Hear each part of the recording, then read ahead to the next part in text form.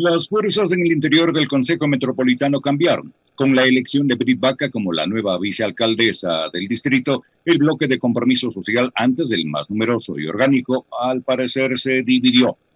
Las diferencias salieron a la luz este 27 de julio durante la diligencia. Santiago Guarderas presidió la sesión. Fue su primera vez al frente del cuerpo edilicio después de que se concretó la salida de Jorge Yunda. Tres nombres sonaron para ocupar la vicealcaldía. Además de Brit Baca, estuvieron Luz, Elena Coloma y Analía Ledesma. No obstante, la noche del lunes 26 de julio, el bloque de mayoría, conformado por quienes apoyaron la remoción de Jorge Yunda, llegó a la conciliación. Brit Baca fue la propuesta porque, según los ediles, veían en ella la posibilidad de tener puentes con quienes no comparten la postura de Santiago Guarderas. Luis Reina, concejal de Quito, señaló que fue un acto de provocación por parte de Santiago Guarderas y el bloque Coalición por Quito haber nominado a Brit Baca para ocupar el puesto de vicealcaldesa de la capital. Precisó que Brit Baca participó en el debate, análisis de resolución y elaboración del boletín mediante el bloque de compromiso social, que expresaba que no tenía interés en participar por la vicealcaldía. El concejal adelantó que el próximo 28 de agosto el bloque de compromiso social tendrá una reunión en Montecristi en la que se analizará conductas que se apartan de la línea política del movimiento. En el segmento Pichincha opina, la palabra tiene Alexis Moncayo. De la mañana con 10 minutos. Bueno, creo que ahora el alcalde Guarderas y todo el Consejo Metropolitano ya no tienen más excusas para por fin trabajar por la ciudad.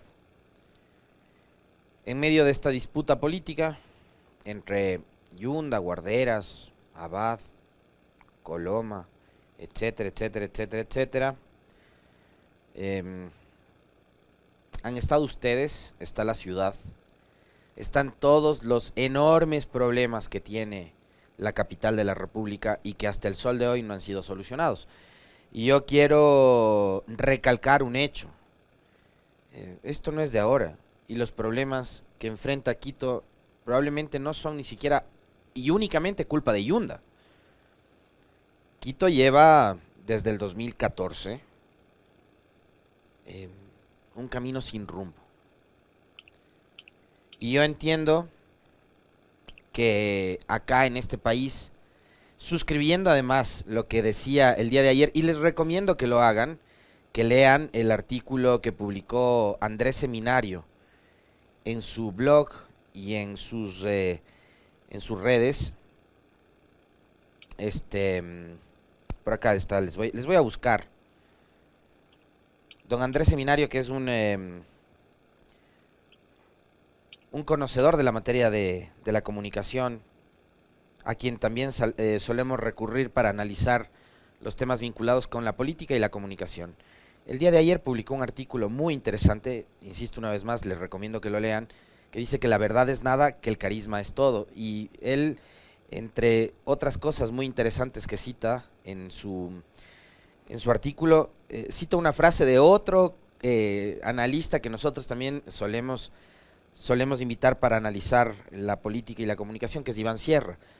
Y dice, si la confianza en la credibilidad de un mensaje se sustenta en la simpatía del mensajero o en la antigüedad del medio o en ambos, es probable que estemos frente a un mensaje cargado de confianza social. Esa es una cita de una frase de Iván Sierra, que encierra y que engloba una gran verdad, que tiene que ver mucho con la simpatía que puede tener un vocero, una autoridad, un periodista o un medio de comunicación, y a partir de ahí yo le entrego mi confianza y la credibilidad, ¿no? Si es que el periodista, el político, este actor social me cae bien, yo le creo absolutamente todo lo que me dice, a veces incluso hasta sin valorarlo. Y más adelante voy a conversar con ustedes sobre eso precisamente, ¿no? Y me parece que acá en Quito ha habido unas valoraciones que han estado muy cargadas por el sesgo, ¿no? Yo, por ejemplo, soy un detractor de las vanidades y del ego que tienen ciertos políticos, pero no por eso dejo de reconocer en algunos casos las bondades que tuvieron sus administraciones. Uno de ellos, el general Moncayo. A mí me parece que Moncayo, al frente del municipio, tuvo un rol muy importante porque él, por ejemplo, rescató el centro histórico. Entonces, en la época de Moncayo hubo un auge de lo que era el centro histórico, ¿no? Y los quiteños nos apropiamos de un lugar que es un verdadero tesoro de esta ciudad, que es el centro histórico, incluida la calle La Ronda. ¿Recuerdan ustedes lo que era la calle La Ronda hace, no sé, 20 años? Bueno, a pesar de todos los defectos que pueda tener Moncayo, entre esos la vanidad, el otro día bromeábamos a la interna porque parecía que esta ciudad empezó con la alcaldía de Moncayo, ¿no? Yo le reconozco, más allá de su ego y de su vanidad, que fue un buen alcalde. Y a mí me pasa lo propio con Augusto Barrera, que al correísmo le cae mal porque lo tilda de traidor. Y a los anticorreístas les cae mal porque le tildan de correísta. Porque claro, la alcaldía de Barrera fue una alcaldía que nació de las entrañas de la Revolución Ciudadana, y Barrera ganó por Alianza País y por el correísmo en ese momento. Aunque eso les duele reconocer a algunos que siguen siendo parte del proceso político de la Revolución Ciudadana. Pero yo no voy a dejar de reconocer que Augusto Barrera es probablemente uno de los académicos y uno de los estudiosos que más y mejor conoce Quito, y que justamente esas destrezas y esa capacidad que tuvo Barrera le ayudaron a hacer una excelente alcaldía. Y esto probablemente, si ustedes, digamos, lo que estoy diciendo, lo que está diciendo Moncayo, me cae mal, creo que esté equivocado Moncayo, creo que esté errado, vayan y busquen las declaraciones de Jaime Durán Barba, consultor político, que nada tiene que ver con la línea del correísmo, del progresismo, de la izquierda hoy en día, sobre lo que fue la administración de Barrera durante el proceso electoral que vivió esta ciudad en 2014 y que dio como resultado la elección de un inepto como Mauricio Rodas. En esa declaración, Jaime Durán Barba reconocía que Augusto Barrera y el correísmo hicieron una excelente administración municipal. Quito estaba en absoluto orden. Lo que parece que nos molestaba, según entendía de las declaraciones de Durán Barba en ese momento, es que a los quiteños y a quienes vivimos en Quito no nos gustaba el orden. No nos gustaba el orden, queríamos un poco más de libertad. Insisto una vez más, busquen las declaraciones de Jaime Durán Barba de 2014 sobre la situación de Barrera, de Quito y de Rodas. Y se van a encontrar que un detractor del correísmo decía que la administración de Barrera fue una excelente administración, una gran alcaldía, Quito en orden. Bueno, ¿qué vino después de Barrera? Vino alguien que decía que podíamos vivir mejor. Podemos vivir mejor. ¿Cómo íbamos a vivir mejor? Sin pagar multas, sin que hayan sanciones, sin que a usted le obliguen a estacionar bien su auto, a vivir en un relajo. ¿Ya? La cosa es que no hay autoridad por encima suyo que le esté diciendo que tiene que parquearse bien, que tiene que guardar el auto en un parqueadero, que si no le multan, que no ande bebiendo por la vía pública, porque si no le multan, etcétera, etcétera. Y Quito se convirtió en lo que es hoy. Y les digo, a mí no me pesa el hecho de reconocer cuando se hace una buena administración, más allá de las tendencias políticas e ideológicas. Si el inepto de Rodas hubiera hecho una buena alcaldía, más allá de ser social cristiano, de haber sido de Suma, de haberse aliado con Creo, etcétera, etcétera, etcétera, yo les diría a ustedes, vean, hagan una valoración sin el sesgo ideológico que pueden tener, y reconozcan que Rodas hizo una buena alcaldía. Pero no fue así, fue un desastre. Fueron 5 años, desde mayo del 2014 hasta mayo del 2019, en que Quito se estancó. 5 años en que Quito se estancó. 5 años que esta ciudad no vio una sola gran obra. Ah, y por cierto, una de las cosas que yo sí creo se le debe recriminar a Barrera, y no solo a Barrera, sino a quienes dentro de la Revolución Ciudadana le apoyaron en esa tosudez, es el famoso metro. El metro más largo del mundo. Lleva en proceso, ¿cuántos años? 4 administraciones municipales, Barrera, Rodas, Yunda y ahora Guarderas. De los años ya perdí cuentas, no me acuerdo en qué año fue que empezó a hablar Barrera del proyecto del metro. No sé si fue en el 2012, en el 2013, 2009, no sé, no me acuerdo. Pero ya, vamos para la década, ¿no? Casi. Hablando del famoso metro. Y hasta el sol de hoy. Es el metro más largo del mundo. No por la extensión que recorre, sino por el tiempo que ha transcurrido para ver si es que finalmente ese proyecto se plasma. Y cuando se plasme, porque yo nunca creí en el famoso proyecto del metro, vamos a ver si es que sirve para descongestionar el tema de la movilidad. Yo soy y siempre fui, antes, durante el gobierno de Correa, durante la administración de Barrera, después con Rodas, con Yunda y ahora con Guardera, seguiré siendo un detractor y seguiré sin tenerle fe al proyecto del metro. Ah, gracias René Arias. No solo es el metro más largo, sino también debe ser el más caro del mundo. Porque además, por cada mes que pasa de que no está en circulación el famoso metro, hay que pagar millones de dólares. Ese retraso en la negociación durante la administración de Rodas a esta ciudad le costó como 500 millones de dólares. 500 millones más de lo que estaba presupuestado. Este municipio, esta ciudad, usted, los ciudadanos que viven en Quito, están atrapados con una camisa de fuerza que es el metro para manejar el presupuesto. No hay cómo hacer más obras porque está el metro, porque no hay plata para hacer otra cosa porque está el metro. Entonces yo no creo, nunca creí en el famoso proyecto del metro. No sé si con el pasaje que se planteaba de 40 centavos el metro va a ser autosustentable. Dudo mucho que sea así. Los expertos en movilidad, en transporte, en el manejo del negocio sabrán si es que funciona o no funciona así. Pero bueno, es el metro más largo y más caro del mundo. Coincido con René Arias, que está atento a nuestro comentario. Pero bueno, finalmente vamos a ver ahora. Ya el alcalde Guarderas tiene 2 vicealcaldesas. Y hoy fíjense a propósito de eso, ¿no? Que me parece muy positivo tener 2 mujeres al frente de las vicealcaldías en esta ciudad, que creo que es la única además en todo el país que tiene esa posibilidad de contar con 2 vicealcaldías y en este caso 2 mujeres. Vamos a ver si es que Quito empieza a marchar.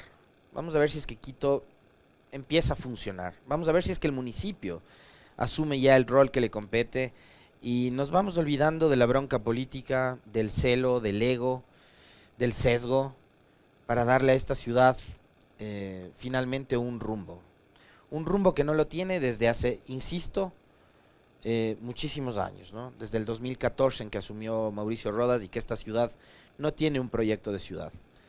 Ha tenido 2 intentos de proyecto político personal, el de Rodas, que buscaba salvar a su partido, porque además ahí hay que recordarles algo a los quiteños. Rodas ni siquiera fue el candidato primigenio a la alcaldía por el movimiento Suma. ¿Saben a quién estaba apostando Mauricio Rodas en esa época? A Esteban Paz. Y Rodrigo, el padre de Esteban, le dijo: no te metas. Y ahí a Rodas le toca asumir la responsabilidad, porque si no, su movimiento corría el riesgo de perder su registro electoral. Esas son cosas que ustedes, los quiteños, los ecuatorianos, no podemos olvidarnos. Hay que recordar las cosas que pasan en nuestra ciudad, en nuestro país.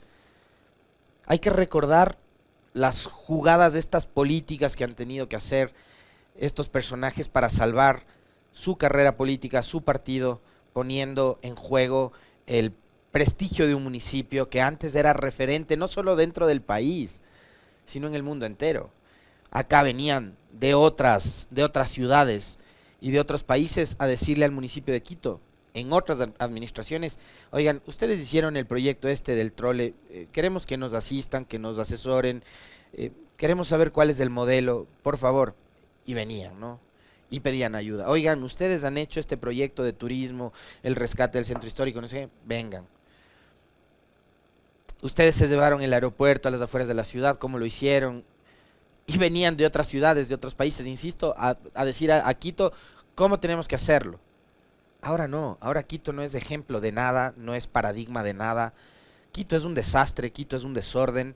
Y acá, insisto, hay varios responsables. Responsables también los concejales que han sido parte de este desastre, que es el Consejo en estos momentos. Bueno, ahora hay alcalde, 2 vicealcaldesas, tienen un camino todavía por recorrer. Ojalá eso tampoco se convierta en un pretexto, ¿no? Porque la jugada, además, me parece que es interesante, porque saben una cosa y saben qué creo yo que va a pasar. Porque además, la señora Brit Bacca, a quien, por cierto, si no hubieras llegado a la concejalía por compromiso social, yo hoy no tendría idea de quién es, ¿no? Porque hay gente también que dice, yo acá llegué solo, sin la ayuda de nadie, se olvidan. Y sigue siendo la Revolución Ciudadana ese vehículo y esa herramienta útil para llevar a desconocidos que a ratos terminan convirtiéndose en desleales al Olimpo, ¿no? Ya tuvieron un presidente que fue un traidor, tuvieron un alcalde que tuvo matriz del correísmo porque fue asambleísta de Alianza País en el 2017, después se lanzó solo porque dijo, yo acá me voy solo, y terminó dándoles las espaldas en otros asuntos, incluida la campaña electoral de 2021. Y bueno, ahora tienen a esta señora Bacca, ¿no? Entonces, a mí me parece que es inteligente lo que hace Guarderas, porque si a él en este tiempo que le restan, en estos 20 meses, no le resultan las cosas, ¿saben qué respuesta va a tener? Bueno, he tenido 2 vicealcaldesas del correísmo que me han impedido trabajar. Es casi una premonición la que les estoy diciendo. Ustedes están o no en al absoluto derecho de compartir esta opinión o no. Me va a decir, estás loco. Pero como han funcionado las cosas en este país, créanme que hacia allá vamos. Que el correísmo es el causante del estancamiento de Quito. Por esto que les acabo de señalar. Si no les conociera, si no supiera cómo funcionaron estos 4 años del gobierno de Moreno. Escuchamos el otro día al concejal del Pozo decir que el correísmo es el responsable de la crisis de la ciudad. No se quitan esa muletilla. Apoyados por los grandes medios de comunicación, por cierto. 7 de la mañana con 25 minutos. Hablando de los medios de comunicación y hablando de la credibilidad, yo quiero pedirle al Carlitos y al Cris que por favor me ayuden con un video que tenemos preparado para hablar sobre el valor que tiene la palabra. Y cómo estos personajes que construyeron una imagen durante muchísimo tiempo, hoy están poniendo en juego, y digamos que de alguna forma también en riesgo, la credibilidad, que es probablemente uno de los bienes más preciados que debe tener un comunicador. Así que vamos a escuchar. Cuando le pregunto sobre esto, ¿no? ¿Cuál es el equivalente a lo que pudo haber sido Snowden aquí en el Ecuador recién? A ver. Una persona. ¿Sí? Una persona que tenga el poder para poder hacer No, todo no, esto. a ver, si piensa usted con la misma malicia que yo. ¿Cuál es el equivalente a Snowden aquí en el Ecuador recién? Una pista, está preso. A ver, aquí está preso en el Ecuador. Bueno, no Ya, sé. se nota que no son periodistas, o sea, no son mal pensados. Olavini pudo haber hecho esto, Olavini, y ser esto, dicen algunos, la venganza de él después de los accesos que tuvo cuando simplemente usaba un servidor o no sé qué aparato de CNT, y porque considera que su prisión es injusta y está asociado con Assange y todo lo que ellos manejan. ¿Pudo haber hecho alguien como él eso? Claro que lo podría hacer, ¿no? No solo él, sino otros grupos. O sea, no sabemos los accesos, la información que se pueda tener y todo. Sin necesidad de que hayan alquilado un sitio de CNT. No conozco los detalles técnicos, pero veo cómo operan estos expertos, estos criminales pueden estar fuera del país. ¿Podemos repetirle, por favor, mijo? Porque no es que nos inventamos esto, no está montado ni nada por el estilo, ¿no? Volvamos a escucharle al señor Carlos Vera lanzar acusaciones con 0 pruebas. Cuando le pregunto sobre esto, ¿no? ¿Cuál es el equivalente a lo que pudo haber sido Snowden aquí en el Ecuador recién? A ver. Una persona. ¿Sí? Una persona que tenga el poder para poder hacer No, todo esto. a ver, si piensa usted con la misma malicia que yo. ¿Cuál es el equivalente a Snowden aquí en el Ecuador recién? Una pista, está preso. A ver, aquí está preso en el Ecuador. Bueno, no Ya, se cansa. se nota que no son periodistas, o sea, no son mal pensados. Hola Vini, pudo haber hecho esto, hola Vini, y ser esto, dicen algunos, la venganza de él después de los accesos que tuvo cuando simplemente usaba un servidor o no sé qué aparato de CNT y porque considera que su prisión es injusta y está asociado con Assange y todo lo que ellos manejan. ¿Pudo haber hecho alguien como él eso? Claro que lo podría hacer, ¿no? No solo él, sino otros grupos. O sea, no sabemos. Los accesos, la información que se pueda tener y todo. Sin necesidad de que hayan alquilado un sitio de CNT. No conozco los detalles técnicos, pero veo cómo operan estos expertos, estos criminales pueden estar fuera del país. Bueno, no sé a ustedes, pero a mí los dislates de Carlos Vera cada vez me dan más risa, ¿no? Porque además es un propagador de fake news. Es un propagador de fake news. ¿Saben por qué? Porque Olavini ni siquiera está preso, señor Vera. O sea, usted miente de principio a fin. De principio a fin miente. ¿Y sabe cuál es el problema de esto? Que ustedes, propagando odio, propagando mentiras, como lo ha hecho ahora con Olavini, que de paso tengo que decirlo, no tengo nada que ver con Olavini, pero lo que sí me indigna es la mentira y que se usen espacios en los medios de comunicación para difundir las mentiras. Eso sí me indigna. ¿Qué tiene que ver Olavini con el desastre que provocó Andrés Michelena y Marta Moncayo en CNT? Días atrás aquí tuvimos una entrevista con Adrián Ibarra y hablamos de cómo fue manejada inoperantemente la telefónica en este país. Ahí están las respuestas, no en supuestos hackeos del equivalente a Snowden. Esas ideas y esos disparates que solo pueden generarse en la cabeza de Carlos Vera. ¿Saben cuál es el problema? Que después la justicia se agarra de estos disparates que dice esta gente para abrir procesos de investigación. Y no se dan cuenta de lo peligrosa que es, o lo peligroso que resulta ser una cámara, un micrófono, ¿no? Una red social para empezar a lanzar acusaciones sin ningún tipo de fundamento cuando tenemos operadores judiciales que trabajan al vaivén precisamente de y el calor de las redes sociales, del odio, de la venganza, de la revancha que se mueve en esas redes sociales. Vayan bajándole un poco, de verdad. Porque ustedes lo que están haciendo es promoviendo el odio y promoviendo la persecución sin ningún tipo de pruebas ni de argumentos más allá que su animadversión en contra de alguien. ¿Por qué? Porque les cae mal. Y creo que también es una tarea fundamental de los ciudadanos. En serio. Por eso yo ya no veo tele. Porque no quiero seguir envenenándome, ni quiero seguir alimentándome de mentiras.